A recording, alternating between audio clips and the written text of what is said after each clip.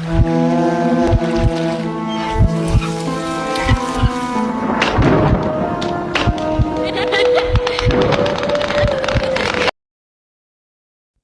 दोस्तों, कैसे हैं आप लोग। उम्मीद करती हूँ कि आप अच्छे होंगे और मैं भी बहुत अच्छी हूँ। मैं आज आपके लिए लेकर आई हूँ एक अच्छी कहानी। इस कहानी का नाम है झील के किनारे, एक भयानक प्रेम कहानी। चलिए कहानी को शुरू करते हैं। राहुल का तबादला एक छोटे से पहाड़ी गांव में हुआ था।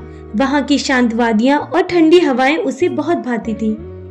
एक शाम जब वो झील के पास बैठा था, उसने एक लड़की को देखा। उसकी बड़ी बड़ी आंखें और चेहरे पर हल्की मुस्कान ने राहुल का दिल जीत लिया। इस लड़की का नाम शिरीन था। राहुल और शिरीन की मुलाकातें धीरे धीरे बढ़ने लगी। शिरीन का व्यवहार बहुत ही प्यारा था। दोनों साथ में समय बिताने लगे और धीरे धीरे राहुल को एहसास हुआ कि उसे शिरीन से प्यार हो गया है।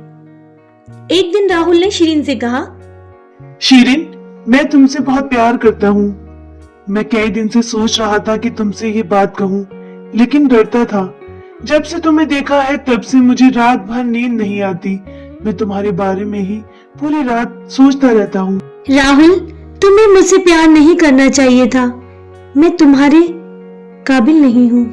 राहुल ने उसकी बातों को मजाक समझा, लेकिन शिरीन की आंखों में अजीब सी उदासी थी। कुछ दिन बाद राहुल गांव के बुजुर्गों से शिरीन के बारे में पूछताछ करने लगा। एक बुजुर्ग ने उसे बताया कि कई साल पहले इसी झील के पास एक लड़की डूबकर मर गई थी। उसका नाम शिरीन था और वो अब भी झील के पास भटकती है। राहुल के पैरों तले जमीन खिसक गई। उसे यकीन नहीं हो रहा था कि उसकी प्यारी शिरीन वास्तव में एक आत्मा है। फिर भी उसने हिम्मत करके शिरीन का सामना किया। उसने उसे सच बताने के लिए कहा, हाँ राहुल, मैं एक आत्मा हूँ। मैं इस झील से कभी भी दूर नहीं जा सकती। मेरी मौत के बाद भी मेरा दिल प्यार को तरसता रहा और तुमने उसे महसूस किया।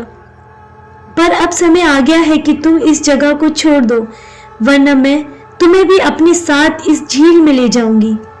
राहुल के दिल में शिरीन के लिए अब भी गहरा प्यार था, लेकिन वो जानता था कि उसे भूलना ही उसके लिए बेहतर होगा। वो फिर से अपने काम में व्यस्त हो गया, लेकिन शिरीन की यादें उसे चैन से सोने नहीं देती थी।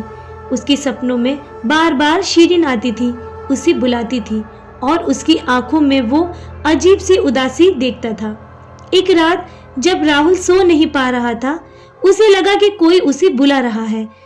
वो आवाज शिरीन की थी।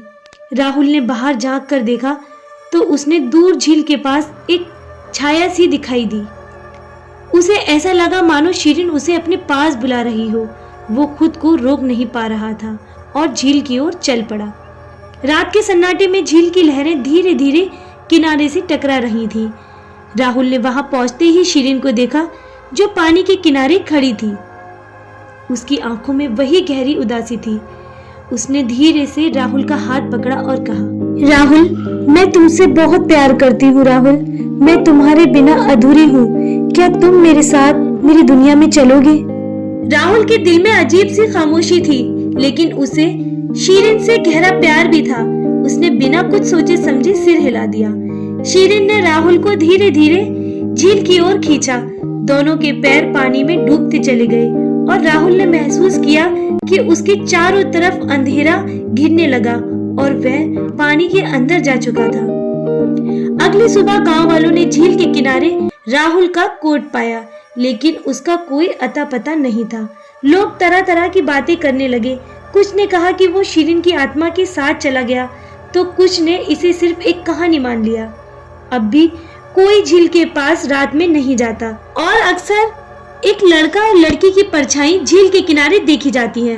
कहते हैं कि वो राहुल और शिरीन है, जो अब भी एक दूसरे के साथ हैं, पर हमेशा के लिए इस दुनिया से परे हैं। इस तरह इस कहानी का अंत हुआ। इस कहानी से हमें यह सीख मिलती है कि कुछ प्रेम कहानियां अधूरी रहकर भी अमर हो जाती हैं। कभी कभी हमें अपनी भावनाओं पर काबू रखना चाहिए और हकीकत को समझना चाहिए, चाहे दिल का फैसला कितना भी गहरा क्यों न हो। प्यार में अपनी पहचान और अपने जीवन का महत्व देना भी बहुत जरूरी है, क्योंकि कभी कभी मोह हमें ऐसी राह पर ले जाता है जहां से लौटना मुश्किल हो जाता है। इस तरह इस कहानी का अंत हुआ। उम्मीद करती हूँ कि आपको ये कहानी पसंद आई होगी। हमारी कहानी को अंत तक सुनने के लिए आप सभी का बहुत बहुत धन्यवाद। ऐसी ही मजेदार और हॉरर स्टोरीज के लिए सब्सक्राइब करें हमारा चैनल क्रिएचर ऑफ शैडो।